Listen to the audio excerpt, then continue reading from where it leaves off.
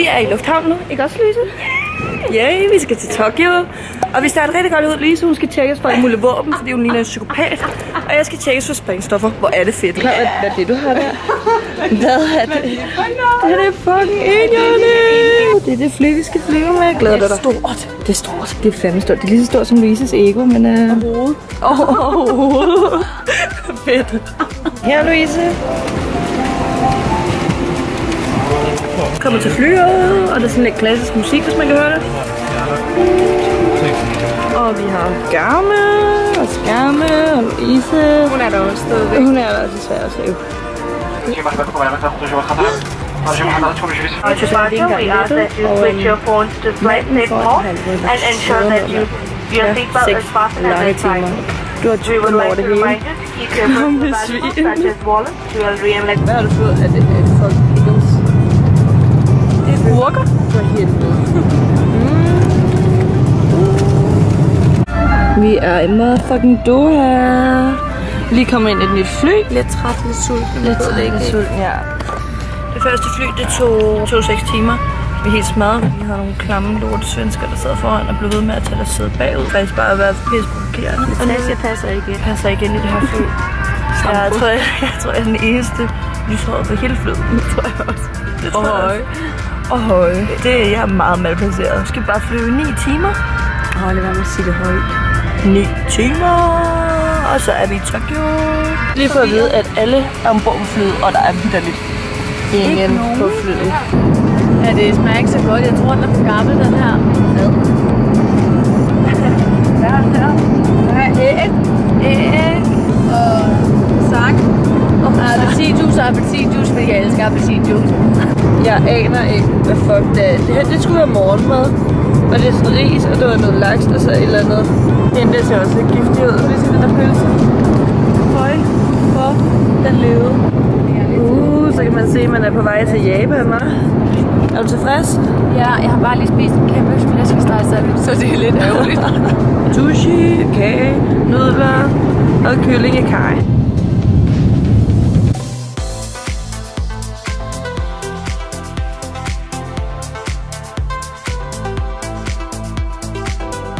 Går lige nu i Tokyo. Hvor er vi kommet for? Helt alene. Vores taxichauffør sad os af og sagde, at vores hotel var her, men det er det tydeligvis ikke. Ej, lige nu kan vi rundt og prøve at finde det. Vi skulle have tjekket ind for en halv time siden senest. Jeg har lige lavet til at spørge en eller anden. Ja, godmorgen. Jeg ser slidt ud. Jeg er så træt og snottet. Vi skal have noget mad. Det er første dag i Japan, hvordan gør man det her? Jeg skal lige lære det her kamera. Nu er vi ude her, gik vi i går. Det ser lidt anderledes ud i dag, men er super smukt stadigvæk. Ikke Nat? Men vi skal have mad nu, for ellers så slår vi hinanden ihjel. Vi er hangry. Vi skal også lige gøre noget ved det her, måske. Vi er i 7-Eleven nu. Lidt anderledes. Vi tænkte, vi skulle have nogle taquitos-bud. Så hvad hedder det? Go taquitos, det er der ikke. Jeg forstår ikke det her. Jeg forstår det virkelig ikke, Louise. Må man gå herned, eller må man ikke? Læs skiltet. Der er det med. Læs skiltet for helvede. Læs skiltet. Det siger det hele. Altså, jeg vil lige sige til alle dem, der overvejer at tage til Japan, I skal lige tage et kursus i japansk inden, fordi alt står på fucking japansk. Og ingen her kan engelsk, så det er jo fedt. Jeg tror, det er din familie. Det er du ret god til at sige. Mig og Louise, vi er simpelthen gået efter et fucking tårn hele vejen. Hvor kan man... Der er tårnet. Tror jeg, er det ikke? Jo. Der er tårnet. Stod på GPS'en, det tog 24 minutter. Jeg tror, vi er gået en time. Men vi er fremme, og der er fucking center. Nu skal vi ind og kigge. Når jeg tænker sushi, så tænker jeg i Japan. Så er der sådan en her med hoveder. Og så er der sådan nogle små mini-rejer her med hoveder og det hele. Og en fisk. Det er ikke dansk sushi. Det har det... Ej, det er sådan en blæksprutte. Altså, jeg fortryder lidt, at vi sagde, at vi skulle have sushi, når vi kom til Japan. Det kan ikke. Det ser rigtig ulækkert ud. Jeg ligner sådan en salamander eller sådan noget. Det der. Ej, se hernede er der også en med hovedet og det hele. Og så en blå en. Det er altså meget anderledes. Når jeg tænkte sushi, så tænkte jeg altså overhovedet ikke sådan noget her. Det er lidt for mærkeligt. Er det til at finde ud af? Nej. Jeg ved ikke, hvad det er, men vi har fået en hel brugsvejledning om, hvordan vi skal spise vores mad. Så har vi fået noget kål og en masse andet halvøjt, og så har vi fået pinde. Mærkelig pinde. Så skal vi vælge, hvilken dressing vi vil have. Ja, det er svært. Det er faktisk sådan, det er et helt puslespil at finde ud af, hvordan man skal spise maden her. Så er der mad. Ej, jeg ser det fucking musifrøder og noget der. Jo, jeg aner ikke, om det her det er rigtigt. Nu gætter vi. Jeg har spyttet snot. Lise har fucking nys og spyttet snot helt på væggen. Det er lige der. Ej, hvor du kram. Det er ikke snot. Det er kål eller spyt eller snot. Det ved jeg ikke. Det gør godt at snot. Det er fucking lige meget, når man tænker på det. Lige ved siden af mit fucking ansigt. Jeg er ikke så charmerende, det er jeg ked af.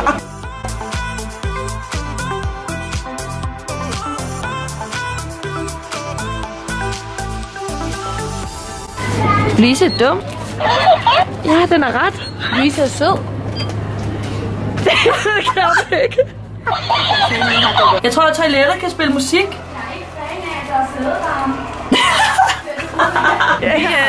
Vi skal hjem fra centret af, og det skulle have taget 24 minutter. Vi har ikke noget data, så vi kan ikke helt lige finde vej. Vi har heller ikke fået noget kort endnu.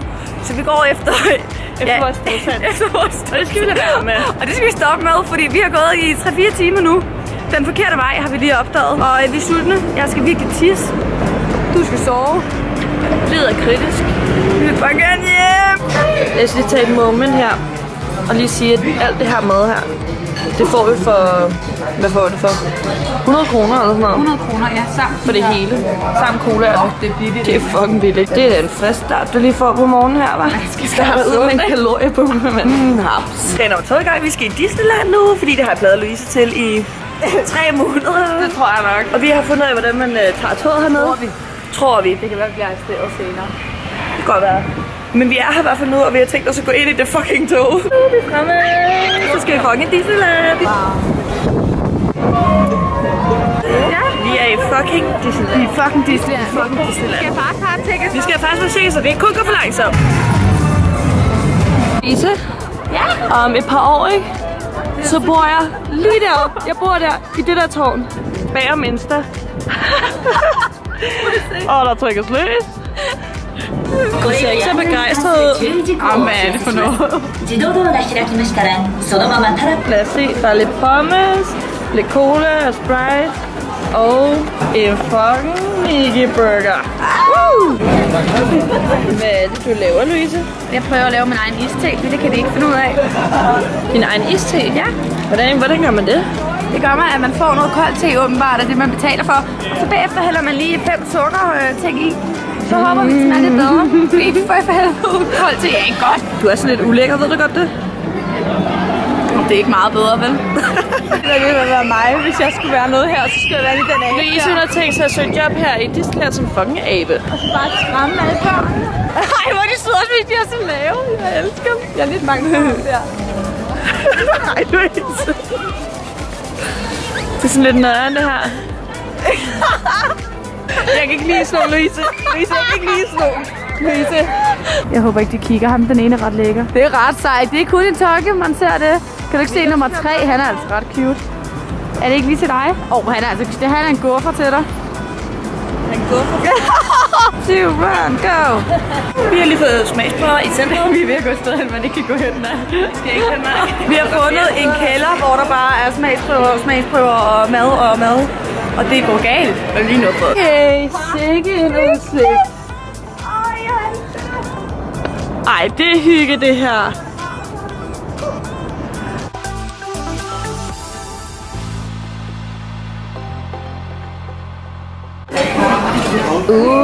Så er der sgu aftensmad. Det ser så godt. Øj, lækkert. Hvad er du i gang med? Jeg tænkte sådan lidt, at jeg har ikke noget tørklæde, men jeg har nogle strømper.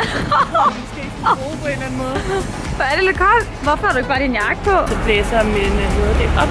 Tøjkrigslevel 100. Strømmebukser, og de er flotte. Det endelig kunne de bruges. Jeg har fået lidt morgenmad, som ikke er vildt brød. Fordi vi har kun fået hvidt, og vi er virkelig sultne. Og prøv at se, hvor mange gode madsteder der er.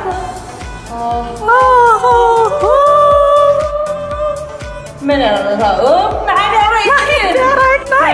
Det må faktisk det er ligegyldigt. Så var der lidt sushi, så tænkte man, lækkert. Det ser faktisk ret lækkert ud, men de har ikke sushi, som vi kender dem derhjemmefra. Nej. Men jeg har faktisk set en restaurantnet, hvor man kan spise sushi, og så fanger man selv fisken. Eller det er løgn. Amalie, hun viser mig restauranten, ikke? Så fanger man selv fisken. Så fanger man den op, ned i et net, og så skærer de den foran dig, og bum, så er der sushi. Nej. Det er jo ikke fan. Ej, det er virkelig. Så kan du sidde inde i akvariet og tænke, Det er ikke akvarier, de ligger sådan under dig i sådan en stor bassin, og så tager du, og så sidder du lige ved siden af dem. Det er endnu værre. Så kan du sidde og kigge lidt ned og tænke, okay, enten så dør du af, så kan du vælge. Eller så dør du af, at jeg skal spise dig, Nemo. Hvad vil du helst? Så er der krabber, og der er der er også hummer, tror jeg, og rejer. Så kan du selv vælge, hvad du vil have på. Din ris af sushi. Og udover det, så kan du endda få, så der ligger sådan, så får du fiskehoved ved siden af den fisk, du har dræbt, og så ligger det, du så skal spise. Så den kan simpelthen sidde og kigge på mig og tænke, hvor er det er min krop, for, at du har valgt mig. Det er min krop, du spiser. Jeg er død på grund af dig. Nej, det kan jeg ikke. Jeg har fisket, jeg synes faktisk, det er synd. Så er vi for mad. Dog hvidt brød stadigvæk. Så er det kommet på en brus, Louise. Jeg forstår ikke helt, hvad der sker. Kan de oversætte, hvad hun siger?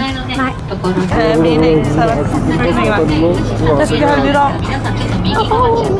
Hvor er der flot. Verdens dårligste turistattraktion. Det forstår jeg ikke. Engang kom derop, så kunne du stå her, og så kunne du tænke, nej, hvor er det flot. Skal vi lige have et billede? Nå nej, fordi man kan faktisk ikke se det i baggrunden. Det her det er seriøst hele grunden til, at vi overhovedet er i den her park.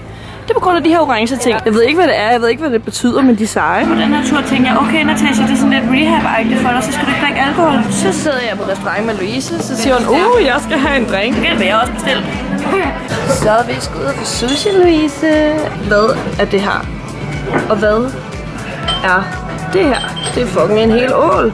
Og her kan du få en hel reje med sådan en lille bitte smule ris. Så nu er den første omgang kommer. Der er sådan noget. Ja, den tager du.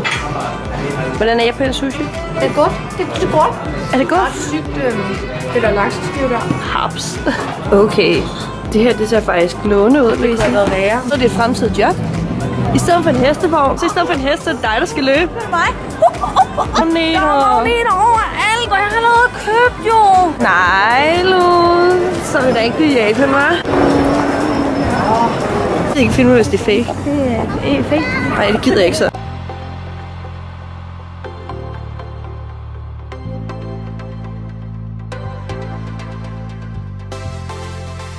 Hvor er det bare smukt, Lou. Det er fucking pænt. Det er spændende. Så lige velkomstdreng, så et eller andet mærkeligt, når man tjekker ind. Hvad er det? Er det appelsin? Kold te.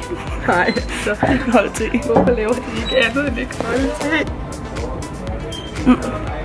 Det her er meget værre. Men er det godt? Nej. Jeg synes, mit ansigt fortæller det hele. Ej, det er virkelig. Jeg kigger på mig. Så er der så lige en, der kan lide det. Okay, status er, at vi er på rød nu. Gør det sådan? Jo. Lige før hun har fået en nytårsaften. Det er nytårsaften nu, så derfor havde vi taget til en bådtur, hvor der er noget mad. Men det er dumt, fordi vi har allerede lige spist, fordi vi var med sulten. Typisk også, ja. Så er der fri drikkevarer, det er lige noget for os. Særligt hvidvin, vi skal se noget fyrværkeri. Der er faktisk ikke så meget fyrværkeri her i Tokyo, eller bare i Japan generelt. Nej. Så det var faktisk den eneste grund til, at vi tog den her tur, det var fordi der var fyrværkeri. Vi er på vej hjem på bådturen nu. På bådturen, ja. Jeg vil godt lige sige, at det fyrværkeri, vi blev lovet, det var eddermame. Det var fucking fedt. Prøv her, så skal de prøve Rådhuspladsen i København. Det var fucking bedre det her. Men vi var på en båd i fucking tog. Der var gratis alkohol og sådan lidt. Efter det her, så tror jeg lige, at jeg sætter nogle snaps ind, fordi jeg så rigtig mange snaps. Men vi har ikke rigtig filmet, så I må nøjes med snaps. Rigtig mange snaps. Dem får I selvfølgelig, det skal I ikke snydes for.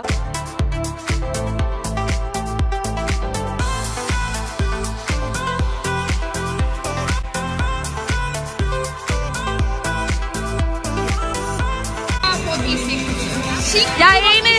Skål! Skål! Jo!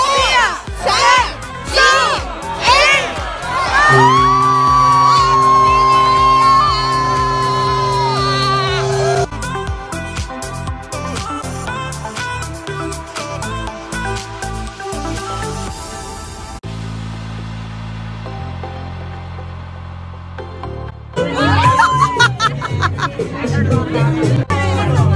Det er forbudte trin!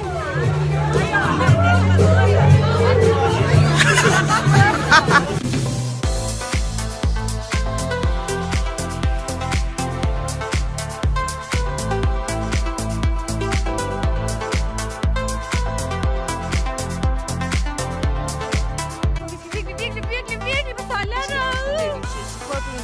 Men det er som om, at her i Tokyo, der er der bare ikke rigtig nogen Den første. Glædelig nytår, eller? Godt nytår. Vi går lige nu og skal finde noget mad. Det meste har faktisk lukket i dag, fordi at det er sjovt nok også helligdag her i Japan. Og som altid er vi fucking sultne. Vi har bestemt sådan klokken 4, fordi vi tog et forkert tog i går. Lige i går. Vi har ikke gjort det. Alle andre dage har det gået smurt, og så lige i går. Og så lige i går, hvor vi er fucking trætte, der vælger vi at tage et forkert tog. Endelig blev de fede svine fodre, hva'? Er du i drømmeland, Louise? Jeg er i mega drømmeland. Jeg kan slet ikke have det. Hallo. Happy wife, happy life. Sådan har jeg det lidt med Lou, selvom hun ikke er min wife. Bare slik. Du bliver så fedtet. Og fed. Hvad har vi så brugt alle vores penge på i dag? Spis, og ikke sådan set. Nej, først candyfloss, og så lidt vaffel og lidt... Hvordan smager det?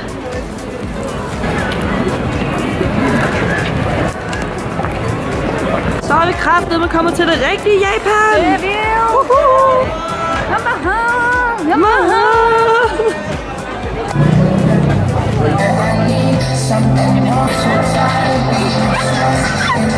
Oh my fucking god, hvad sker der for det her is?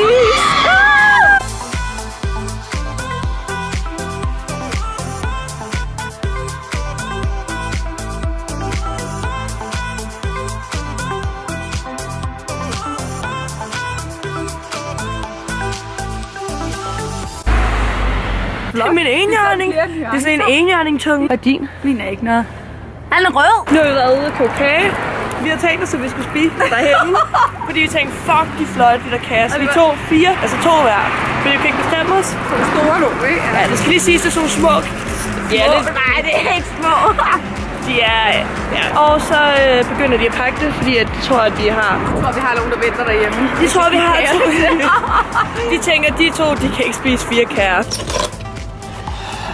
Nej, hvor er det ødelagt. 4 gafler, fordi det er slet ikke kun til os 2, det her øvre voksenleden. Og man selv kan bestemme, hvornår man vil have dessert. Så vi har valgt at spise de og kager sådan 1,5 time, inden vi skal spise aftensmad. Det var ikke, fordi vi også gjorde det samme i går, bare med popcorn. Okay. Det er ikke lige sådan en stor burger her, man har tænkt efter, man har spist 4 kager. Nej, det er det altså ikke. Okay, vi har fundet ud af, hvorfor vi aldrig kan finde morgenmad. Det er fordi, de plejer at spise ris hernede til morgenmad. Japansk veje åbenbart. Den kan aldrig fokusere på det ansigt. Den vil ikke vinder.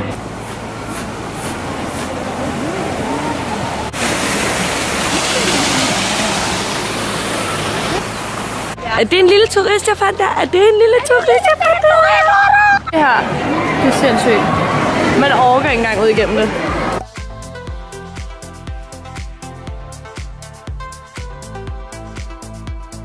Lise, jeg har fundet en fisk, der ligner dig. Den ligner dig? Nej. Statusbilledet er lige nu, at vi har sat os ind for at spise, fordi at det marked, vi er på, det er det, hvor man kan få alle mulige sjove madvarer. Ja, det kan is og alt det der sjove noget. Der er fucking mange mennesker. Så nu har vi sat os ind og spise og håber på, at det er nogle af dem gode, når vi kommer ud. Vi mangler et menukort med billeder. Med billeder. Vi spiser med øjnene. Det her. Fantastisk menukort. Det her.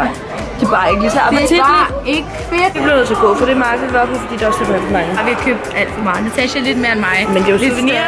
Det er jo souvenirs til dem derhjemme. Og ja, og selv. Kun lidt til mig selv. Men mest af dem derhjemme. Det glæder mig. Familie glæder jeg.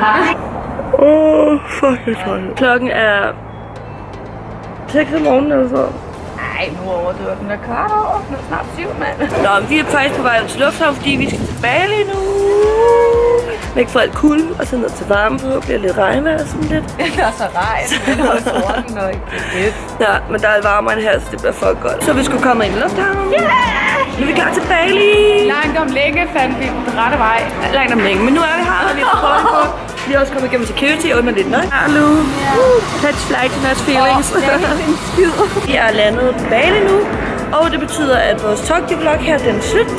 Men vi filmer selvfølgelig også af Bali. Så hvis I har lyst til at følge med, så kig med i min næste video, hvor vi så er på Bali. Vi ses.